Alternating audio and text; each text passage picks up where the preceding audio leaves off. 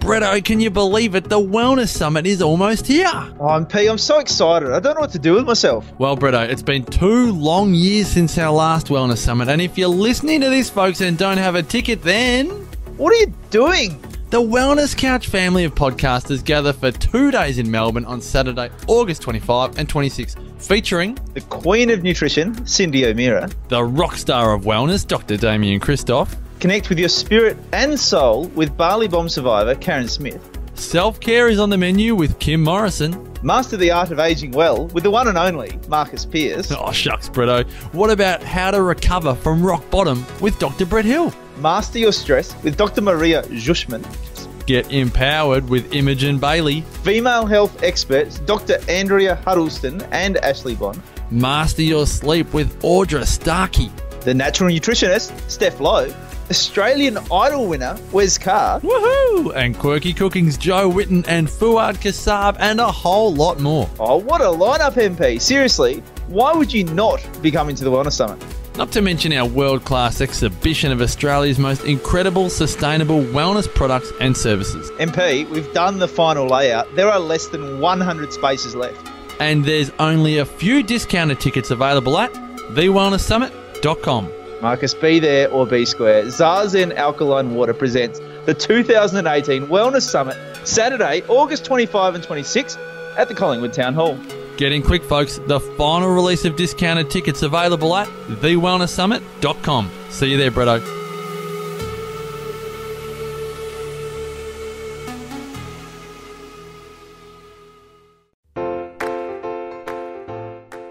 TheWellnessCouch.com, streaming wellness into your lives. This is Up for a Chat with Cindy O'Meara, Karen Smith, and Kim Morrison.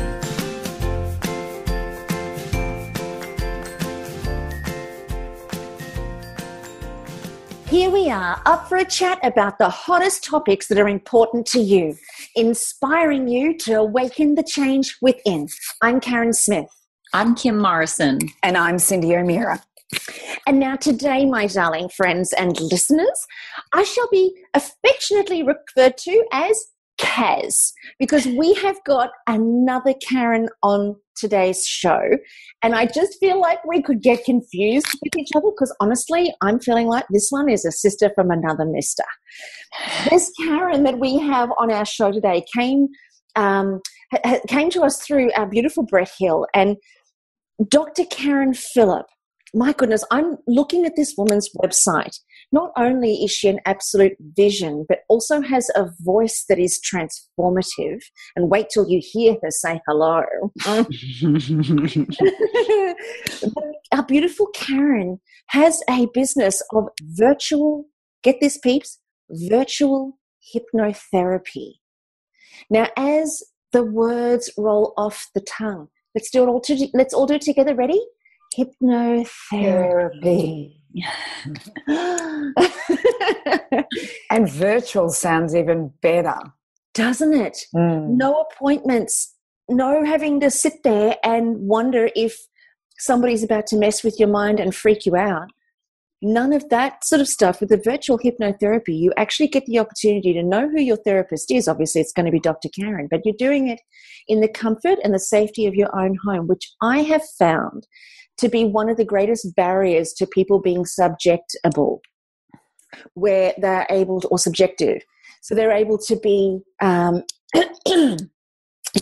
able to be hypnotized. They're able to reach that beautiful trance state where self-discovery and self-transformation becomes possible. It's just such a treat to have you on the show, Dr. Karen Phillip from Virtual Ready Hypnotherapy. I love it.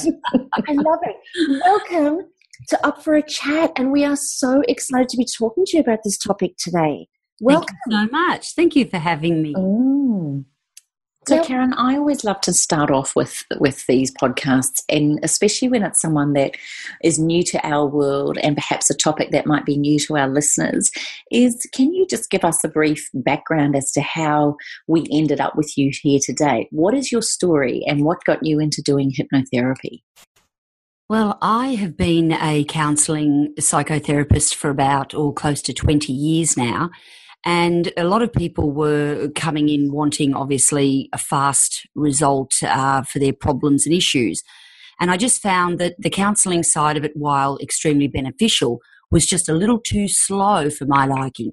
So I started about 10 years ago, 12 years ago now, actually studying hypnotherapy, and found it an absolutely incredible modality, as when you can access the person's conscious and subconscious mind, behavioural changes are just so much faster. Your mind becomes more receptive to positive suggestions. It can release negative feelings, and it just aids the mind's ability to rapidly integrate new skills, strategies and strength.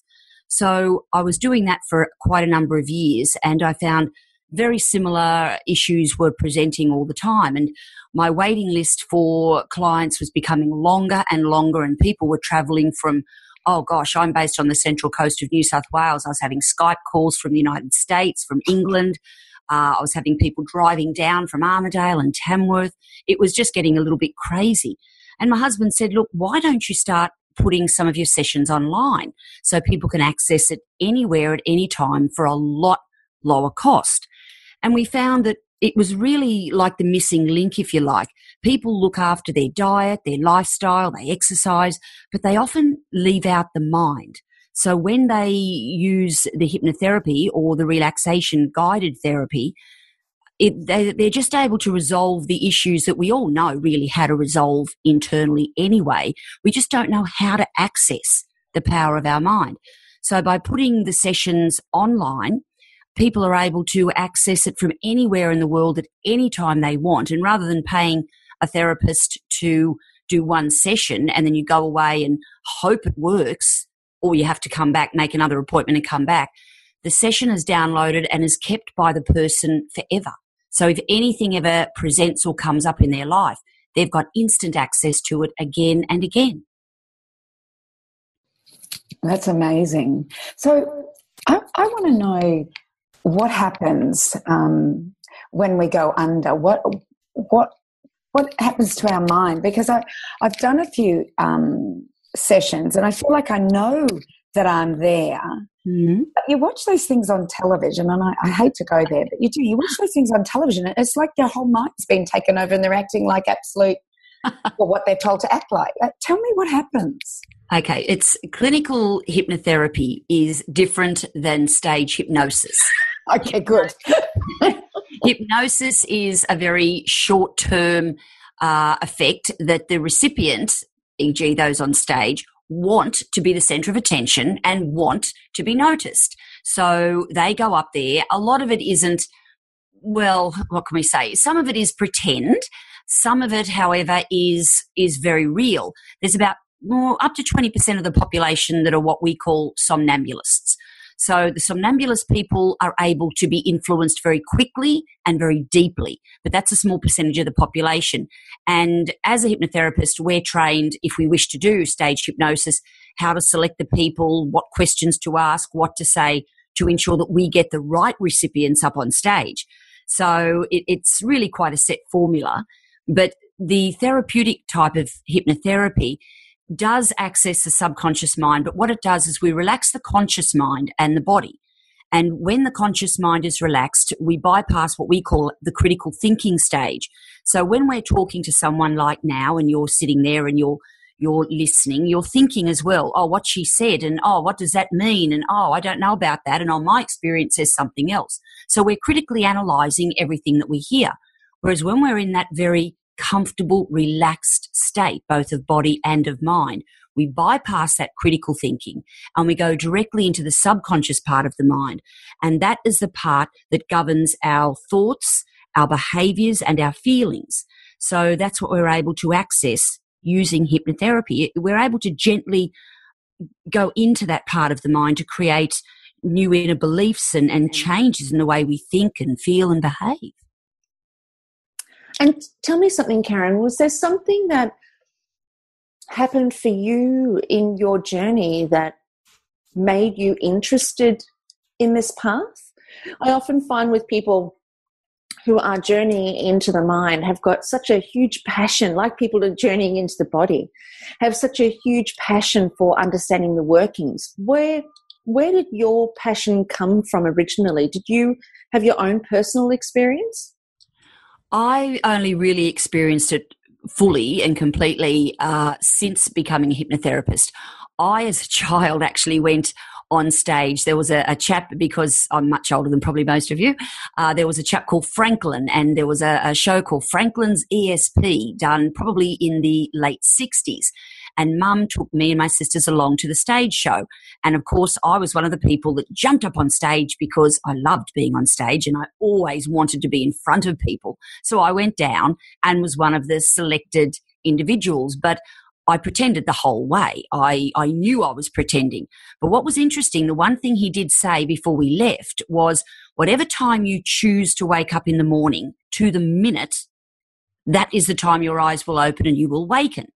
And I thought, oh, this is interesting. So I went home, and it was a Sunday morning that I was waking up, and I usually slept in. I was around about 13 or 14. I said to Mum, okay, I'm going to choose 6:54. That was the time I was going to choose. And Mum came into the room about 6:30, she said, and just sat there and was reading very quietly with her watch. And then lo and behold, at 6:54, my eyes opened. And she showed me, as soon as my eyes opened, she showed me her watch. And I thought, oh my God, there is something to this. I thought I was just pretending, but there was something to this, and I was therefore influenced. So it was when I was about 13 or 14 that I started to become interested in the subconscious part of the mind and how it worked. So I read a lot of books, mind plasticity and so on to find out. I ended up venturing, as you say, into counselling and psychotherapy, until I realised, 10 or so years into that, you know what, there's got to be a better way. There's got to be a faster way to guide people to the outcome that they want for the benefits that they need within their lives. And then that's where I ventured into the full hypnotherapy training. Can you tell us, Karen, does it work for everybody, or are there skeptics, or are there people who fight you on not being taken under? How does that look? In the room, there is the occasional person that either is a little skeptical or nervous, if you like, of entering into that relaxed state. But that's not necessarily because of the hypnosis. It's because the person themselves could be so uptight. They could be so tense. It just takes a little longer. And because in the room we only have a 1 hour session, and some of that 1 hour is spent, speaking with the person, I may say, look, I'll stop now because you're struggling to really relax. How about if you take my hypnotherapy session, my relaxation session, go home, listen to that a few times to start getting your mind in line with what we're going to do, and then pop back in a week or two and we will do the full session, and that session usually works extremely well. But I'd say 95% of the time people are wanting the feeling of hypnotherapy and relaxation because they want to achieve the outcome that they desire. We can never make a person do anything they don't want to do. So, for instance, if someone, made a phone call and said, I want you to stop my wife or my son smoking, or I want them to lose weight because I think it's unhealthy, and that person came in, that session wouldn't necessarily work for them if they themselves weren't receptive and open to having the outcome of that session. So we really do need to look at what the individual wants and how they want to get there and how fast they want to get there to really benefit the individual person themselves from hypnotherapy sessions. It's really interesting. I remember back, it would have been 2005, I think, or maybe even 2006. I studied psychology. I never went all the way through to my degree, though. And then I went and did an advanced master trainer in neuro-linguistic programming, and part of that was Ericksonian hypnosis. Oh, yes. And goodness gracious me, I never forget. I still have his books, My Voice Will Go With You. Oh, I've got that one. I tell you what, I remember in all of the training, that was my ultimate favorite, because to be able to see, we did sessions with each other in the room. There was maybe 140 of us in the class at the time, and we did sessions in the room with each other. And there was one where our job was to convince the patient, for want of a better word, that they were cold. And that cold was making them numb. And we were watching each other do it. So we were in groups of 10 or so, and we were watching each other do it on each other. And to be able to see the hands literally go blue and the skin ice cold. And as they would say, you're numb, that your hand is numb. It's so cold, it's so numb. We would walk in and feel the hand, and the hand would not even flinch because they were so numb they didn't feel it.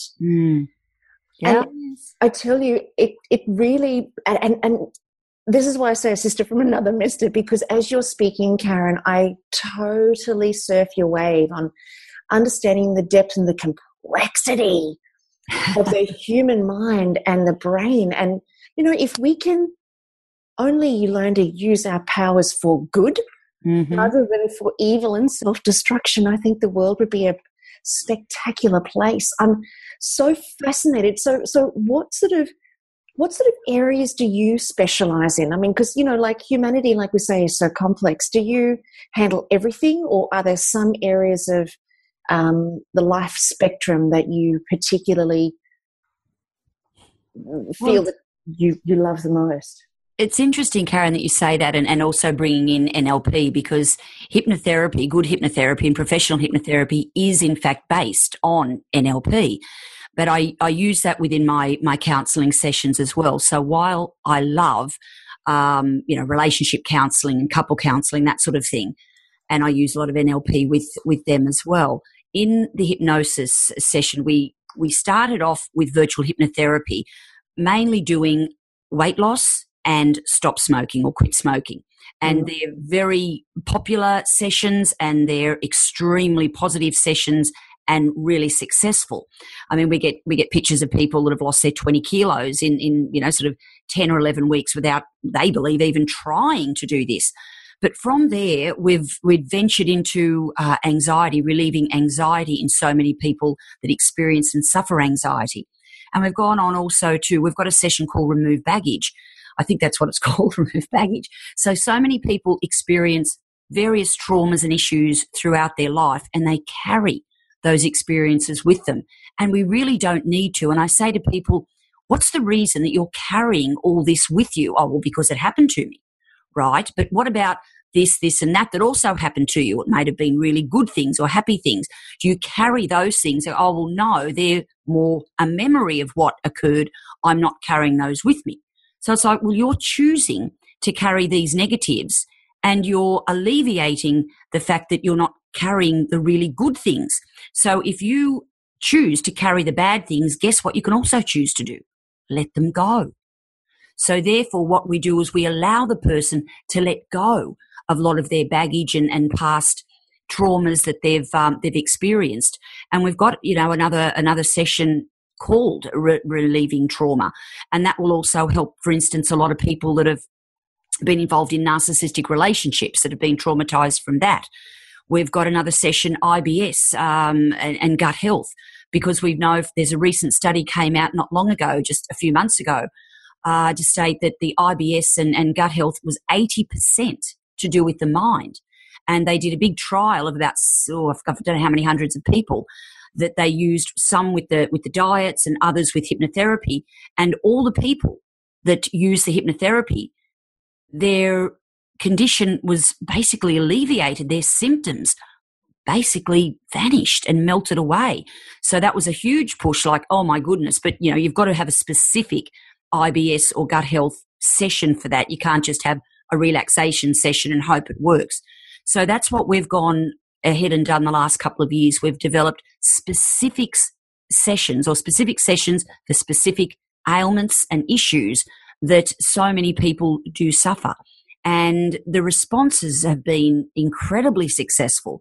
We've been so proud and humbled to know that, people are learning that they themselves can correct their own issues and manage their own problems and events that they've experienced in their life. They don't need to go, in many cases, to a therapist for 6 or 10 sessions. Of course, some people do, but many of us don't need that. We've got the capability within ourselves to manage, to deal, to compartmentalize, if you like, certain aspects and issues that we've experienced.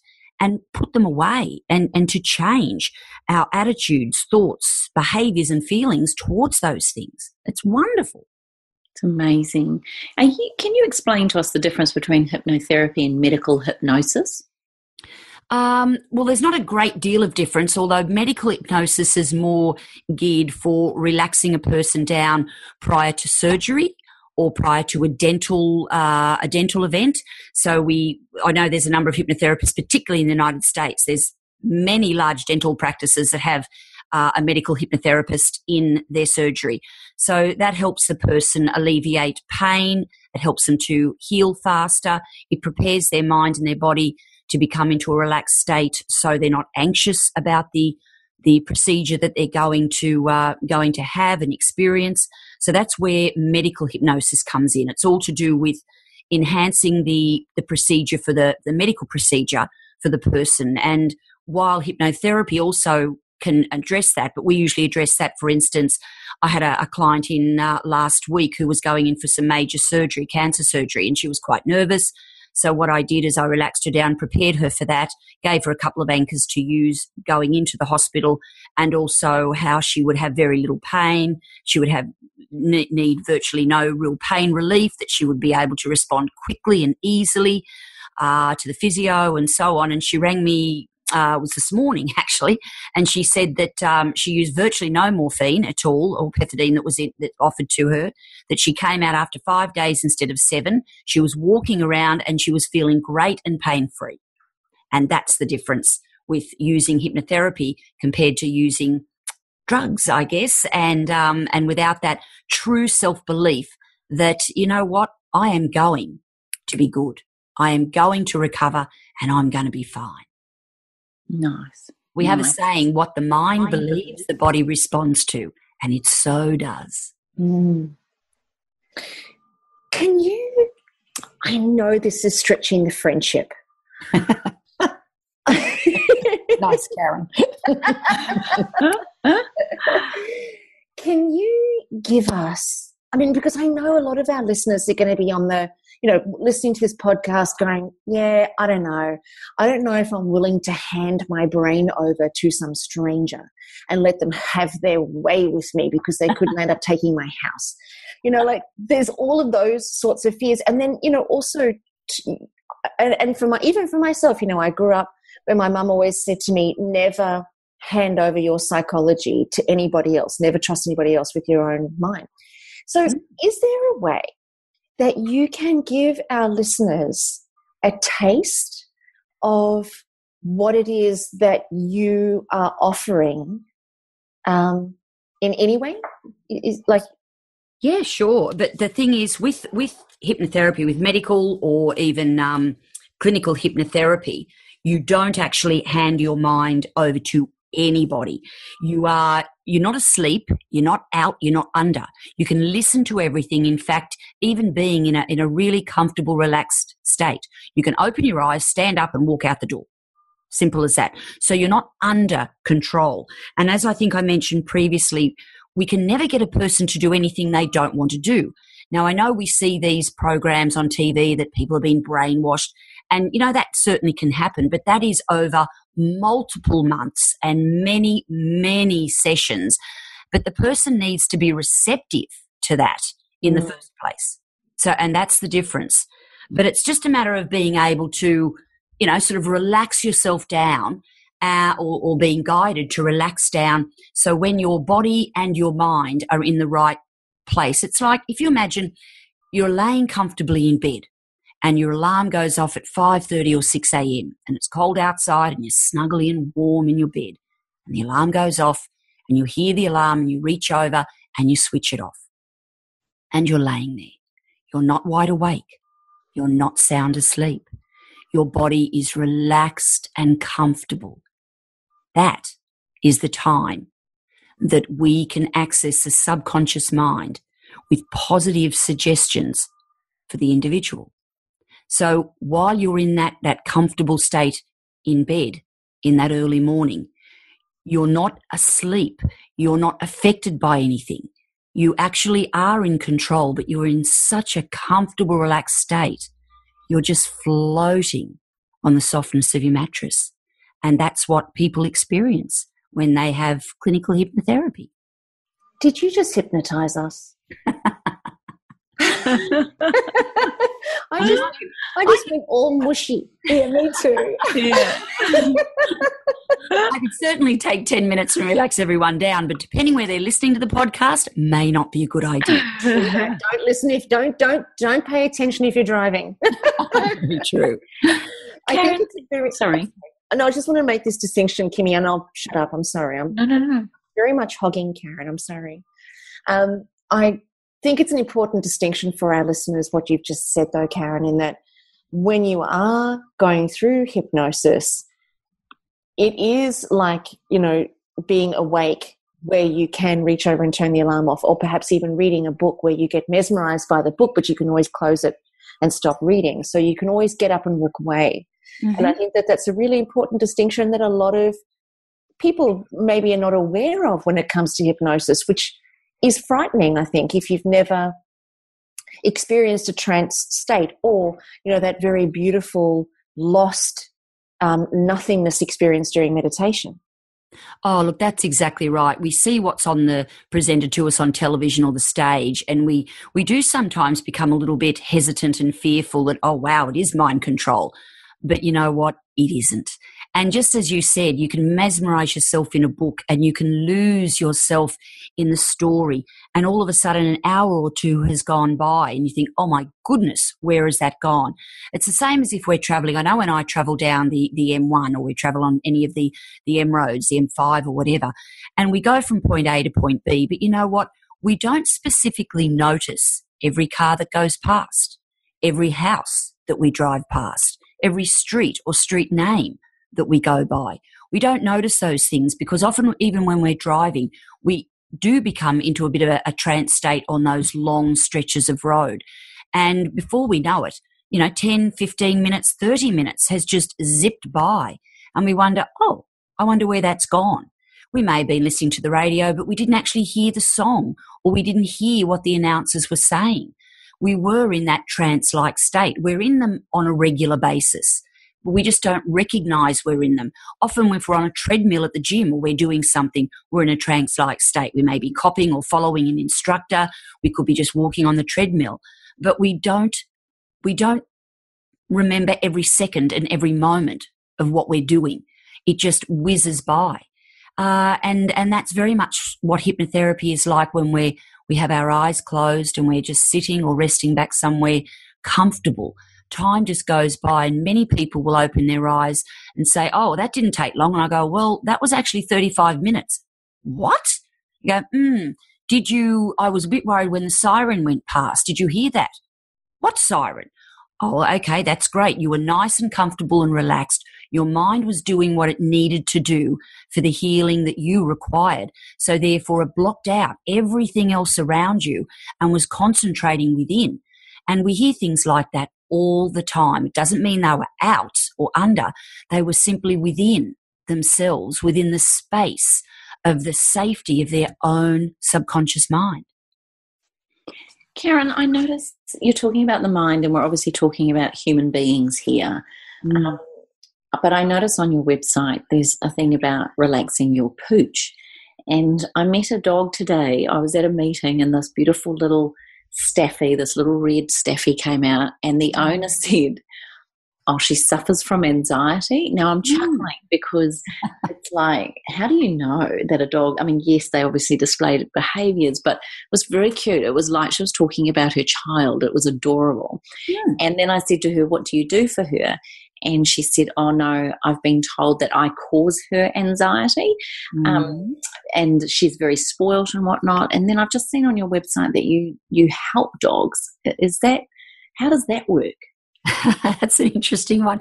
That only went up probably about 6 months ago because a lot of people were contacting us that do experience anxiety, and they said, look, my dog also suffers from anxiety. And dogs do, they can, but what they do is they often emulate their owner. So if the owner is is displaying signs of anxiety, the dogs can pick that up. They smell it. They sniff it out. They sense it. And when the owners can become more relaxed, more calm, they often find that the dogs respond just the same. But what we did is we created No More Lonely Dog, because a lot of owners were saying, look, I'm not really anxious, but when my dog is left alone all day, whether it be within the property, such as a unit, or outside in the backyard, they're becoming stressed. The neighbours are saying they're barking all the time. They're trying to dig their way out. They're anxious. They want to be with me, and they don't understand that I need to go to work.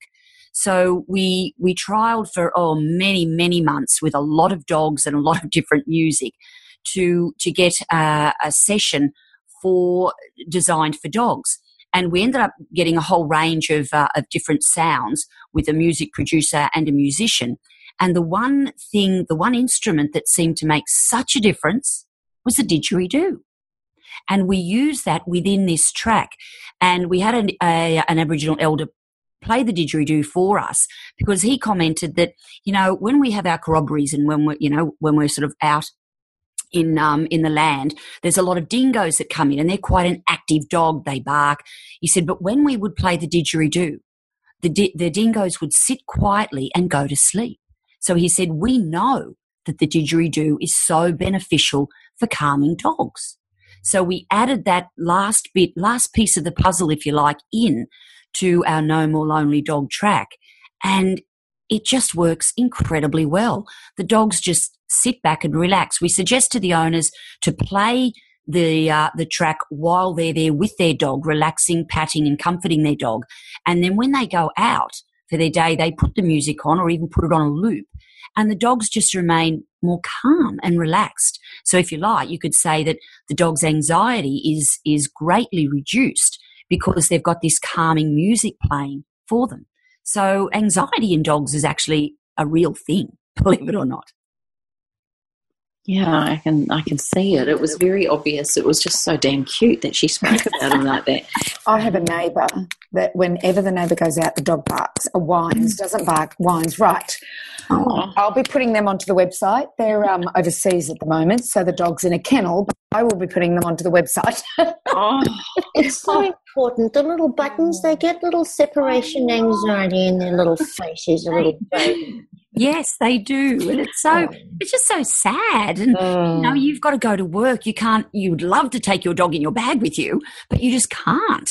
And you think about it, we do treat so many of our dogs as our babies. They are our fur babies. Yeah. And just the same as you would say to your child, I'll be back in 8 hours.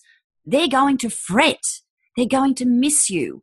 And that's exactly what our fur babies do. They miss us. Well, they need to come round to Auntie Kaz's, and I will play them your didgeridoo. They can all come to my house, all of them.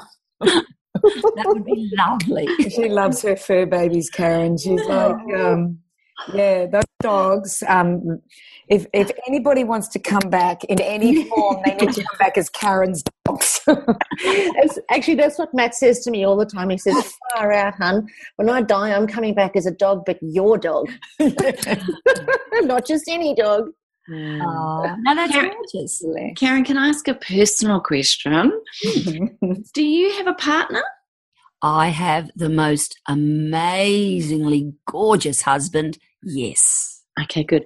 Do you ever subliminally suggest things to him that he doesn't even realise you've taken advantage? I'm just curious. I thought you were going to say, have you ever subliminally seduced him, Kim? Well, it was coming, that was on the verge, and then I changed it. Thank you, Kaz. Well, I don't need to subliminally seduce him. I can do that quite well without subliminals. But my husband is actually trained in hypnotherapy as well. Oh, bugger. You can't whammy it. I'm saying that, yes, you can use some of the suggestions and NLP techniques, and occasionally he will turn around and say, hang on, did you just suggest I do that? And I'll go, well, do you think I suggested that? Or perhaps you thought it all by yourself. Oh, So and then you just don't know. Hang on, was that my thought or was it your thought? Did you plant that or did I come up with that? Yes, that conversation does occur every now and again, yes, and it's quite fun. But I mean, the one thing being a therapist is and I can't speak for every therapist, but I'm presuming it would be every therapist as well. We do have an extremely strong ethical background, and there was no way on earth I would ever suggest, even though I may have had opportunities at times, to undue influence somebody to benefit something that I want. It's just one of those ethical things that I would simply never, ever go toward. No. Karen, I have a question for you. I lost my mum and my sister 12 years ago, 5 months apart. And a girlfriend of mine said, I think you should read this book, Cindy. And it was Brian Weiss's book, Many Lives, Many Masters. And I read his book and I bought his hypnotherapy, his meditations, but they weren't. They were about hypnotherapy. And Kim and I actually ended up going to Sydney and listening to him speak, and he did a group session, to take you, I don't know if you know about Brian Weiss, but it's about not what's happened to you in your childhood, but, what's happened in a past life. Mm-hmm. And about 3 years ago, I went to one of his conferences. There was about 500 people in the room, and he did, once again, group past life hypnotherapy, I guess that's what it's called. And I had an amazing thing happen. I saw myself thousands of years ago. What do you think of this? Was it my imagination that was doing that, or is there something in it? What's your belief on what past life regression? Yeah, the past life regressions. Yeah. Well, I previously never really believed it. I'd seen it, but I'd never really believed it. I have a Christian background. I thought, no, this can't be right, and I dismissed it. But then through the training, I became more interested, and I said to my husband one day, there was something that sort of came up, and I said, you know what, let's give it a go. And I sort of wrote out what I wanted him to sort of do, and prepared a script for him, and he relaxed me down, and I became, very, very relaxed in a trance-like state. And then he started to take me back. I didn't actually expect to go anywhere. But what had happened is that I actually did go back, and I can't remember the year. It was 17, it might have been 27, or there was 7s and a 2 in there. So I think it was 1727. And I could picture myself where I was standing. I could picture the cobble road. I could see an outline, almost like a ghost-like figure of a young child. I think it was a little girl, also dressed in white. And long story short, I was extremely sad and very, very depressed. Now, in this life, I have never really suffered depression, not severely. The breakup of my first marriage, I married when I was 21, as you do, thinking you know what you're doing. And then, 18 years later, that ended. And that was a very difficult time for me to go through. And I was deeply sad, but it didn't last very long because I knew how to get myself through that very quickly. But the feeling that I experienced during the hypnotherapy session, when I was this particular young lady, and I didn't see my face, but I saw my body. I was very thin. And it may have, I don't know if it was England or early Australia. I don't know where I was. 27, it couldn't have been early Australia. But I remember going into like a room. It was like a sort of where I lived, and there was a bucket there for toilet and stuff like that. So it was before any plumbing, anything like that had come through. And I laid down on a straw mattress to die. And I remember that. And I also remember feeling tears rolling down the side of my face. And my husband said to me, which is one of the questions that we ask, what have you learnt from that life that you will take in to your future lives? And what came out of my mouth was to never be this sad again, to never feel this sad. Anyway, then I was brought out, 1, 2, 3, I sort of came out, and it's like, oh my goodness, I did not expect the validity of what I saw, but what I felt in that session. And that converted me to think, oh my God, this is actually real. And then I started using it with a variety of different clients that had issues they couldn't explain and problems from their past or their childhood or whatever. But when I've told that story to my kids, to my sisters, to friends, they also take a step back and go, oh my God, Karen, you are the most positive person I have ever met in my lifetime. I have never seen you down, not even for a day, no matter what happens or what experiences occur in your life. You are always moving forward and looking for the bright side. And I thought, you know what? They are so right. So where I never used to believe in past life regression, I can really say now, only because I've personally experienced it to such a deep degree. And it was like you said, it wasn't just the visuals, it was the emotional feeling.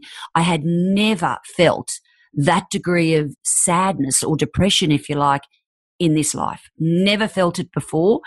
And I tell you what I felt in that session was, oh my God, is this what people experience when they're deeply depressed? I had a complete new appreciation for what people actually experience. So it was a very profound experience that I went through. So what you went through and you experienced, Cindy, I would suggest was very real, very real. Thank you. Yeah, it was, I can still see it today, when I can still feel it today. And the funny thing about it is that, there are books about this where people have gone and done regression therapy, and they can tell you exactly where the town is, where the church is, where this footpath is, where their house was, and then, they go to those towns and it's all like they've said it, but they've never been in that life in that town. So, look, I find it absolutely fascinating. And, his story about Catherine in Many Lives, Many Masters, that he didn't believe in it. He was a psychiatrist. Yeah, he just didn't believe in it. Now, the other thing I wanted to ask you is I noticed that all your qualifications, I think you're 150, I've decided, Karen. I can't see everything that you've done just blows me away. Naturopathic nutritionist, herbal medicine practitioner. You're the appointed family mediator for the Attorney General's Department. I don't know where you're fitting that in. Lifestyle doctor in sociology, masters in international family studies, postgraduate counselling, family therapies, addictions, grief and loss. It's your qualification, and I haven't even said half of them, by the way, for those people listening. Your qualifications are quite phenomenal. You must be someone who just loves to educate yourself and know more and learn more, and you sound like you're very open. What are you studying at the moment? What is your passion right now? Well, at the moment, I'm studying another PhD, and the research I'm doing at the moment is entitled "The Cues and Strategies Counsellors Use to Develop Rapport with Clients Over the Telephone." So that's the paper I'm currently writing on, and I'll be finished that toward the end of the year. Okay, and then so I gravitate onto another PhD. Just back the bus up there. Just hang on a minute. So when you say you're doing a PhD, how long is this document about the cues that counsellors use with people over the phone? Well, this dissertation is actually about 45 to 50 pages. Right. There's a lot involved. Oh. I mean, you need to do background and literature reviews, and I did research. I interviewed people. I need to do, and I'm doing a thematic analysis. And so, yeah, there's a lot involved in any dissertation that you write. And it takes at least a year, if not two. So I'm doing the prelude now before moving on to the full PhD again next year, probably end of this year.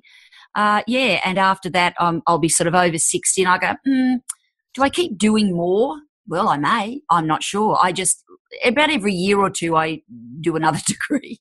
I love learning, and in between, I will read a multitude of books. I just love, something will come up on the news feed, or something will come up in my Google alerts, and I'll sit there and I'll just read the paper, or something comes up about a new thesis on this or that. I will read it. I love learning. There's just so much information. I wish I could live till I was 200, because there'd be at least another 3 or 4 occupations that I would have in the next 100 or so years. Yes, there's no chance of you being bored, is there? I would imagine that word doesn't enter your vocabulary. No, I don't understand. I do not understand boredom in any way, sense, or form. I just do not understand it. But I think it's like anything, isn't it? I mean, the mind, like we say, is so complex. And when you really start grasping it, it's this never-ending journey of discovery, and then self-discovery, and then discovery around humanity. There's never an end to it. It's almost like, it's like the body. There's never an end to discovering the intelligence of it. No, it's infinitum, and we know so little about the mind and the power of the mind. And just what I've experienced with my clients in my rooms, it is life-changing for so many of them. It is completely life-changing. One session can adjust the way that you think and feel. It can adjust your responses. It can remove fears and blocks. It's just the most incredibly profound modality that I think anybody could benefit from. It's extraordinary. I mean, I love my counselling and psychotherapy work. I really do. But when you throw in hypnosis and hypnotherapy in that, it just goes to a completely different level. So sorry. No, go. No. Just the thought about the fact that you've done naturopathic medicine and herbs. Mm-hmm. And, your comment that 80% of IBS gut health, this was a paper that you read, that 80% of the IBS is in the mind. But your knowledge of all of that stuff that we know that's going on in the gut, and all the chemicals that we consume, and the bad food that people eat, and all of that, when you change the mind, is this paper, did it say something like, well, when you change how you think and everything that's happening, then you don't have to change your diet, you can just eat whatever you want? Is that what No. Okay. No, it wasn't. The paper was about those that were suffering IBS and gut health issues. So these people were already following a good diet routine. They were already following that. Like if you go out and you drink yourself silly and eat rubbish food, then of course your body is going to respond badly, and no amount of hypnotherapy or mind training is going to alleviate the cholesterol problems or the heartburn problems necessarily that the foods themselves are going to cause from your body. But there's more for people that are already looking after their lifestyle, their diet, that they get movement or a degree of exercise in their body. It's when they've tried all of these things, yet something isn't working. It's just not right. I'm getting a lot of heartburn, which we usually know removing the acids out of the diet will alleviate that. But it's the people with the IBS sufferers, those that are experiencing anxieties, those that are having panic attacks. These are the things that are created within the mind. So that is where we work very positively and proactively with these individuals. They're doing pretty much everything right in their life, yet something is stopping them achieving the outcome that they want and they need for the full health of their mind and body. And it's usually the mind. And that's why they found with this particular study that they did, they were all IBS sufferers and gut health sufferers. They were all doing the right thing, yet they still weren't able to alleviate these very uncomfortable symptoms. So that is where they addressed it with hypnotherapy, while they were still having, a good diet, but they found that they weren't necessarily needing to any longer alleviate a lot of the foods that they had avoided for so long, because those foods no longer created the same issue. Although saying that, because I am a nutritionist and herbal medicine practitioner, I would strongly suggest that anyone that does do this does re-enter the foods into their diet very slowly. You don't go out and eat a whole bread roll, for instance, the following day. You could, but I suggest, more homeopathic attitude of having small amounts over a period of time to get your body back up into that acceptance stage. and therefore the symptoms should be relieved infinitum. It's wonderful that you said that, because I think sometimes people will read a study like that and they don't read the fine print. And they go, well, I can eat whatever I want as long as I have hypnotherapy and I'll be fine. But you do find that. You find people that have tried everything, and it is the mind that, and it could be sadness, like you said. The amount of anxiety and depression that we are seeing in our 1-year-olds right through to our adults. What? Look, I think happening. I think the people that are getting diagnosed and labelled with anxiety and depression is far excess of what people are actually experiencing. It's almost like these days that we're not permitted to feel sad. We're not permitted to feel anxious, because if we do, there's something wrong with us. We have to have a pill for that. But the fact is that we human beings, that's our design. Every now and again, we will feel down about something. So I'm a big one on, okay, what's the reason that you're feeling down right now? What is your mind and body telling you? Okay, is it that you're in a job that does not suit you, that you hate? Is it that you're in a relationship that is not working for you? Is it that your lifestyle is not conducive to what your outcome that you're after? You know, are you dying to travel, yet your job is keeping you stuck in a position that you really don't want to be in? And if any of those things come out as yes, and many of them would, then that is what's creating either the term depression or anxiety that we're labelled with. Now, that, of course, is taken completely away from those that suffer manic depression or severe anxiety. But I'm talking about the people that acquire these feelings due to events in their life and haven't learnt the way to overcome those and get out the other side. But when we do acquire these feelings from whatever it is, it's the body's saying to us, okay, what you've experienced or what you're going through right now is not conducive for you. It's not working well. So steps need to be taken to change something so you get a different and a better outcome. The problem is we don't know what to do. We don't know how to do it. We know we don't want to feel this way, but we don't know how to make the changes. And this is where either therapy or hypnotherapy, or let alone counselling or psychology, certainly can help us with our cognitive behavioural thought processes to get through that. But what I'm finding is a lot of people believe it's going to be a very long, drawn-out, multiple session event. And it does not need to be in most cases, certainly not every case, but in many cases that I have dealt with, it doesn't need to be a long, drawn-out, multiple process. I truly believe that people have a very high capacity within themselves. We have the ability to heal within ourselves. We have a great manageable processing within ourselves. We just need the opportunity and the education, if you like, to be shown how to do it. And once we can do it, and we can go forward in our lives in exactly the way that we want and need. So, Karen, for all of our listeners that their ears have pricked up and they're starting to think, okay, I'd be willing to give this a go.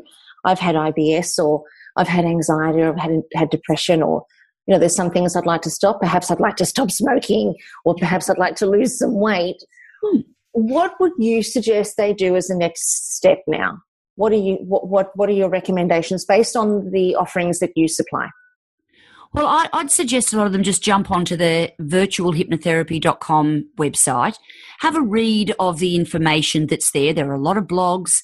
There's a lot of information on each individual therapeutic session page, and see if it fits for them. There's also, you can contact me via email at any time. Just drop me an email, ask the question, or say, well, this is going on and that's going on. I'm just not sure what I need.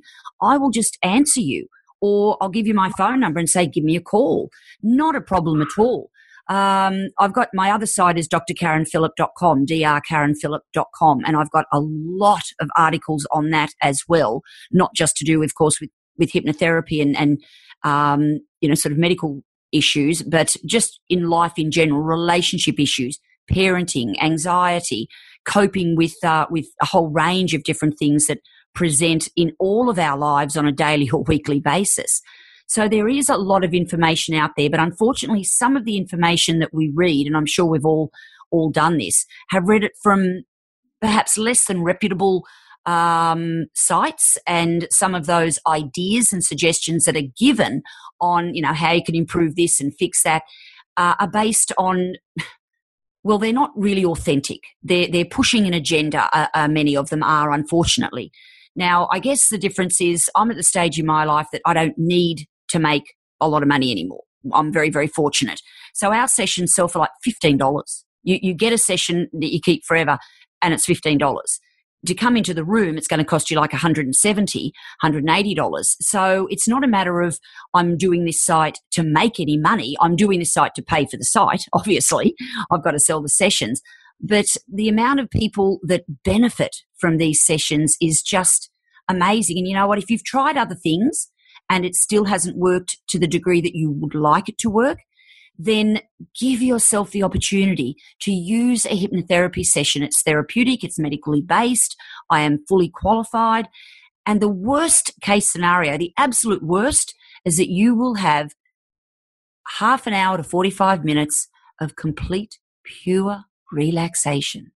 And that is the worst case scenario. Sold. Yep, I was just going to say, There's no problem with it then. There's no one can get stuck in hypnotherapy. No one can be made do anything they don't want to do. No one can reveal secrets they don't want to reveal. No. We've got all of those questions and answered on our side as well. But no, it's the most pure form of natural process that I'm aware of on the planet. It really is. And I'm loving it. I'm looking at your website here. You've got blogs here for people who are curious, and for our listeners. We've reached the end of our podcast time now. So I just want to really just hone in on that. So it's all the W's, virtualhypnotherapy.com. And then head on over to the blog area and read some of the blogs that are here. So we've got The Truth About Hypnotherapy, which will give you some more insights into it. We've also got Find Out How Stress and Anxiety Affects You. We've got How You Can Conquer PTSD. Stress and Anxiety is Contagious. You know what? I think that's a really important one to read for mums and dads. We've got the conversation we were just talking about with IBS and gut health, which a lot of our listeners are very, very interested in. Right. Anxiety and depression disorder. Guys, for all of our listeners, how to become a money magnet, the benefit of your life in using the law of attraction. So, guys, there's so much on this website that you can consume to make yourselves feel comfortable about hypnotherapy if it's something that you've been nervous of before. But then head on over to the tab that says Hypnotherapy Sessions, and that's where you'll start to see where you can pick up the sessions on losing weight, quitting smoking. For those of you guys who struggle with insomnia, and we got lots of messages after we did our podcast on sleep, actually, Karen, which is really, really interesting. We had a lot of people saying that they were struggling with sleep, so that would help. Oh, yeah. Majority of the population do, unfortunately, because our lives and our minds are so busy. So busy. We've got relationship recovery. We've got how to fly without fear. Yeah. That's a popular one. Phobias, wealth creation. So honestly, Karen, you have put together a wonderful resource here for humanity. Thank you for committing yourself to such an incredible path and for making your magic available. All three of us girls are going to participate in an online hypnotherapy session, and we'll definitely be sure to post all of our comments and our feedback on our Facebook page. So keep your eyes out for that, because Kim and I'm probably going to do it tonight. I'm doing the sleep one tonight. Yeah, go you, girlfriend. Yeah. Go you. So, Karen, before we wrap up our podcast today, is there anything more that you would like to add about what you're offering, or a specific message to our listeners? Just we covered everything. To trust their own abilities and their own mind, because that's what's in charge of you, and that's what you're in charge of. So trust in yourself. Don't rely necessarily on external anything. It lies within you. What your mind believes, your body responds to. And that is so very true. Awesome. Well, that's amazing. Thank you. And again, thank you for putting this incredible resource together. And thank you for allowing us to share it. I think that that's a real that's a real honor to be able to share your message, what you've created with our listeners, so that more and more people can be reached and have the impact of such a powerful tool in their kit bag. So thank you for doing that with us. We really enjoyed it. Thank you so very much. It's been my absolute honor and pleasure. Wonderful. All right, our listeners, fabulous, fabulous. Go to allthews.virtualhypnotherapy.com, and that's where you'll find out more about Dr. Karen Phillip and her sessions online. Starting at $15. Hello, no brainer. Literally, just saying. So for all of you guys who have got questions or comments, go to our Facebook page at allthews.facebook.com/up for a chat. Or you can go to allthews.thewellnesscouch.com/up for a chat. And you can post your comments and your questions right there. No doubt you guys are going to have more questions for us, not only just about today's podcast, but you should start to be getting some questions for us about our hike around Mont Blanc, because I have sown the seed a couple of times. And yes, I have been trying to hypnotize you. Yes, I have been sowing a seed inside of your memory that you want to come with us. You are getting very excited.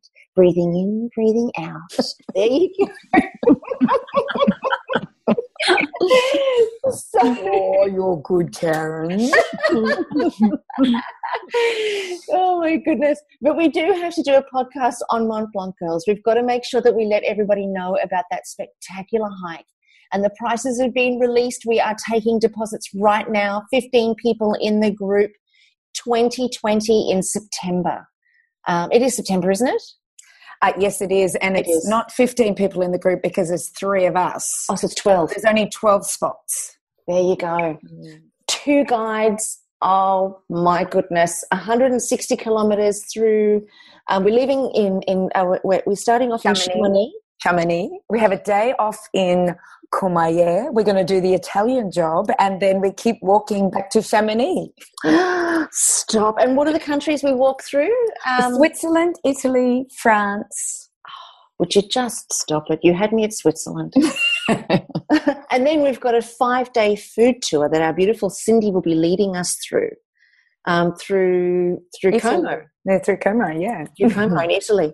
So that's going to be all like fresh vine-ripened tomatoes, olive oil. Oh, and for those of you people who eat flesh, I'm sure there'll be something like that there. But there'll also be tomatoes and olive oil and basil. Oh, bring it on. Anyway, the prices have been released. We have all the information that you guys need. So send an email through to info@karensmith.com, where I can get you all set up with everything that you need to make an informed decision that you want to come with us. You're getting very excited. Really, it's kind of counterintuitive, though, or counterproductive, isn't it? You don't get somebody excited to put them under hypnosis. No, but I think another thing that we can add here is that George Clooney lives there. Remember, he had his motorbike accident in Como, so we might see him on his motorbike if anybody's keen. And you know what? I think he really likes me. Oh, wonderful. All right, well, that's it. We're signing off.